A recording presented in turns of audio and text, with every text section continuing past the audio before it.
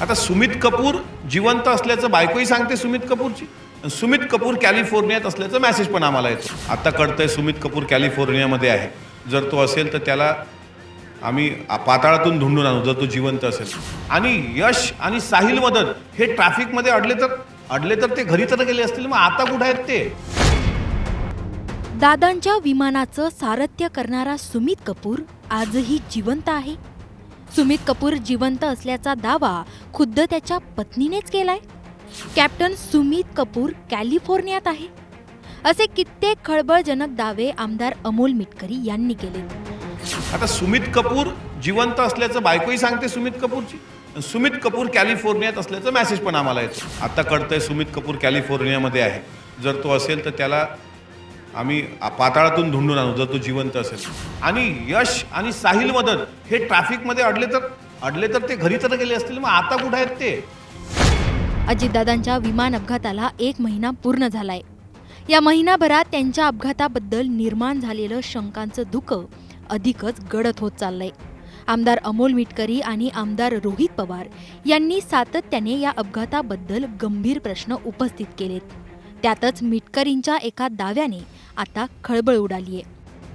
मिटकरींनी captain Sumit Kapoor, captain यश आणि साहिल मदान यांच्याबद्दल नेमक्या काय शंका उपस्थित केल्यात तुम्हीच ऐका. आपण पाहतोय की महाराष्ट्राचे उपमुख्यमंत्री आणि राष्ट्रवादी काँग्रेस पक्षाचे राष्ट्रीय अध्यक्ष अजितदादा पवार यांचं दुर्दैवी अपघाती निधनानंतर संपूर्ण महाराष्ट्र शोकाकुल झाला होता. आज 1 महिना पूर्ण झालेला आहे. 1 महिन्यानंतर देखील अनेक शंका, कुशंका आणि त्याचबरोबर अनेक प्रश्न आजही अनुत्तरित आहेत. आपल्यासोबत राष्ट्रवादी पक्षाचे प्रवक्ते आणि आमदार अमोल मिटकरी जी आहेत. आपण थेट त्यांच्याशी बोलूया. अमोलजी, न्यूज 18 मराठीचे अनेक प्रश्न आहेत. ते प्रश्न तुमच्या देखील मनामध्ये आहेत, अनेक राष्ट्रवादी काँग्रेस पक्षाच्या कार्यकर्त्यांच्या देखील मनामध्ये आहेत. 1 महिना पूर्ण झालेला आहे दादांच्या निधनाने दुर्दैवी, मात्र अनेक प्रश्न जे आहेत अद्यापही सुटलेले नाही आहेत. नाही, खरंच आहे. आजचं वातावरण तुम्ही बघा. आजचं जे वातावरण आहे हे जसं काहूर निर्माण करणारं वातावरण आहे, तसंच 28ला गोजूबावीच्या माळरानात सुद्धा एक भयाचं, शंकेचं वातावरण होतं. त्याला आज 1 महिना पूर्ण होतो आहे आणि अजूनही काही गोष्टी महाराष्ट्राच्या मनात दडलेल्या आहेत. आणि काही पॉईंट असे आहेत की विमानाचा अपघात की घातपात निर्माण करणार. जे लोक शहाणे म्हणतात की अपघाती विमान दुर्घटना आहे, त्यांनी ते प्रूव्ह करून दाखवावं. पण घातपाताच्या शंका ज्या बळावत आहेत ते मुख्य बळवण्याचं कारण मरीन ड्राईव्ह पोलीस स्टेशनला पोलिसांनी DGC आणि VSRच्या विरुद्ध आमचा FIR न नोंदवणं हे शंकेला आणखी जागा निर्माण करते. त्यामुळे वैमानिकाचा संशयास्पद इतिहास सुमित कपूरचा. आता कळतंय सुमित कपूर कॅलिफोर्नियामध्ये आहे. जर तो असेल तर त्याला आम्ही पाताळातून ढूंढून आणू जर तो जिवंत असेल तर. म्हणजे DGC यांनी दिलेली पहिली माहिती खोटी होती का? 6 विमान प्रवास करत गेले आणि 5 सापडले. आता इथं एक शंका, त्यात बेकायदेशीर इंधनाच्या टाक्या लोड केलेल्या होत्या, म्हणूनच ते स्फोट झाले. विमान कोसळण्यापूर्वी स्फोट आणि कोसळल्यानंतरचे स्फोट. ब्लॅक बॉक्सचे अनाकलनीय नुकसान. ब्लॅक बॉक्स जळत नसतो हे स्वतः दादांचे पुत्र जय पवार यांनी सांगितलं. आणि तसं अनाकलनीय नुकसान म्हणजे सांगतात की तो डेटा रिकवर करायला आपल्याला बाहेर देशात पाठवावा लागेल. कॉकपिट व्हॉइस रेकॉर्डर म्हणजे CVR, ज्या नियमानुसार 2 तासाऐवजी केवळ 30 मिनिटाचे रेकॉर्डिंग असणे म्हणजे हा पुरावा नष्ट करण्याचा प्रयत्न वाटतो. त्याच्यामुळे शेवटच्या क्षणी प्रवास बदलणे. तुम्ही बघा, शेवटच्या क्षणी पायलट बदलले गेले, शेवटच्या क्षणी ते ट्रॅफिकमध्ये अडले. साहिल मदन आणि यश आधी ते रस्ते मार्गाने जाणार असताना अचानक विमान प्रवासाचा निर्णय कोणी आणि का घेतला?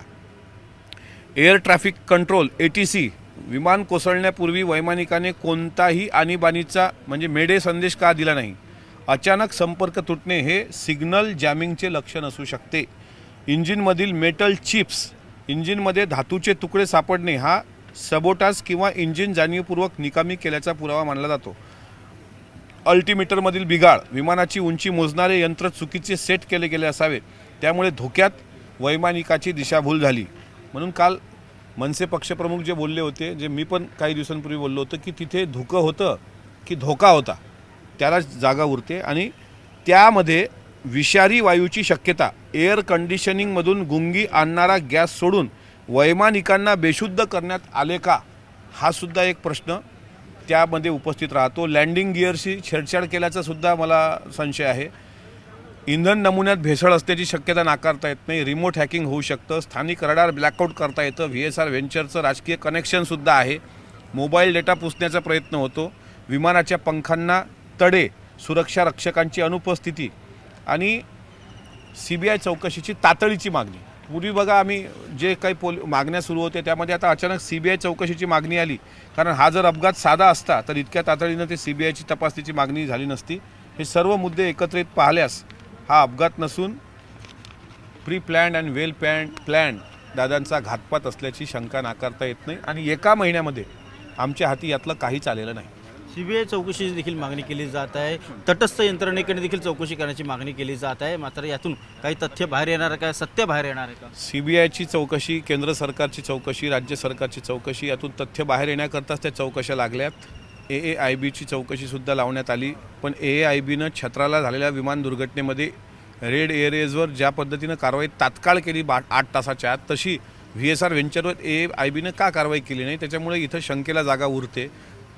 चौकशा लागल्यात पण त्या चौकशा फास्ट ट्रॅकवर आल्या पाहिजे. माणूस साधा नाही ना अजित दादा. आजही तुम्ही सांगा बरं, ही बातमी ज्यावेळेस न्यूज 18 लोकमध्ये चालवली असेल, विमान अपघातात अजित पवार यांचा दुर्दैवी मृत्यू, अजूनही विश्वास बसत नाही की अजित पवार, जी व्यक्ती आपल्या स्वतःची काळजी घेत असताना इतरांची पण काळजी, म्हणजे मी त्यांच्यासोबत विमान प्रवासात होतो, मी त्यांच्यासोबत 4 चाकी वाहनाने प्रवास केला. म्हणजे वाहनात बसल्यानंतर मागं एक पिलो, समोर सीट बेल्ट लावलेला आणि समोरही एक एक्स्ट्रा पिलो असेल तर असं, म्हणजे अचानक जर गाडी धडकली, कंटेनर आला तर त्याच्या एअरबॅग्स निघाव्या आणि छाती आणि मानेचा भाग सुरक्षित राहावा, अशी रोडवर गाडीमध्ये सुद्धा काळजी घेणारे अजितदादा व्हिजिबिलिटीचं कन्फर्मेशन आल्याशिवाय विमानात बसूच शकत नव्हते. तिथं कन्फर्मेशन कोणी दिलं? कोणाच्या विश्वासावर बसले? दादा खरंच कलिना गेट नंबर 8मधून त्या VSRच्या विमानात बसल्याचा फुटेज जर असेल तर तो समोर का येत नाही? हे प्रश्न आहेत. साहिल मदन कुठे आहे? साहिल मदन हा एक धागादोरा जोडावं तुम्हाला मी सगळ्या पत्रकारांना सांगतो. बाकी कुठल्या इन्व्हेस्टिगेशनकडे लक्ष देऊ नका. जे पायलट नियुक्त केले गेले त्यामध्ये साहिल मदन आणि यश आहे, आणि जे पायलट प्रत्यक्ष होते त्यात सुमित कपूर आणि शांभवी पाठक आहे. आता सुमित कपूर जिवंत असल्याचं बायकोही सांगते सुमित कपूरची, आणि सुमित कपूर कॅलिफोर्नियात असल्याचं मेसेज पण आम्हाला येतो. मग शांभवी पाठक विमान चालवत होती का? आणि यश आणि साहिल मदन हे ट्रॅफिकमध्ये अडले तर ते घरी तर गेले असतील. मग आता कुठे आहेत ते? याचा CCTV फुटेज, ते किती वाजता घरून निघाले, कोण्या रोडवर होते, कुठली ट्रॅफिक होती, किती वाजता, ह्याचं काहीच पुढे येत नाही. हे फार शॉकिंग आहे. आणि एका महिन्यात तर यायला पाहिजे.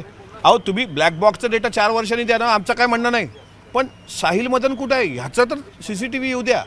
आता असे प्रश्न विचारले, भाबडे प्रश्न आहेत म्हणतात कोणी म्हणतं भावनेच्या भरात मिटकरी बोलतोय. बरं, मी भावनेच्या भरात बोलतोय, तेच प्रश्न आमदार रोहित पवार विचारतायत, ते म्हणतात ते स्टंटबाजी आहे. म्हणजे ज्यांना काही करायचं नाही ते एकाला स्टंटबाज ठरवत आहेत, दुसऱ्याला पागल ठरवत आहेत. पण आम्ही पागल आहोत किंवा स्टंटबाज आहोत, पण आम्ही महाराष्ट्राला एवढं मात्र सांगू शकतो की आम्ही अजितदादांच्या उपकाराखाली दबलेली माणसं आहोत. त्यामुळे त्या दादांचा असा झालेला घातपात, असा झालेला मृत्यू आणि एका महिन्यातही त्यातलं सत्य बाहेर न येणं हे काळी चिरणारी गोष्ट आमच्याकरता आहे. त्यामुळे खरं काय हे जनतेसमोर आणण्यासाठी आमची धडपड आहे. तर आपण पाहतोय की आमदार अमोल मिटकरी यांनी अनेक प्रश्न उपस्थित केले आणि सर्व प्रश्नांची उत्तरे देणं सुरक्षा यंत्रणांना क्रमप्राप्त आहे. कारण आजही अजितदादांचं निधन झालेलं आहे. हे सर्वसामान्य राष्ट्रवादी काँग्रेस पक्षाच्या कार्यकर्त्यांना स्वीकारणं हे जड गेलेलं आहे. 1 महिना पूर्ण झाला आहे, मात्र अद्यापही परिस्थिती कायम आहे. व्हिडिओ जर्नलिस्ट गणेश काळेसह उदय जाधव, न्यूज 18 मराठी, मुंबई.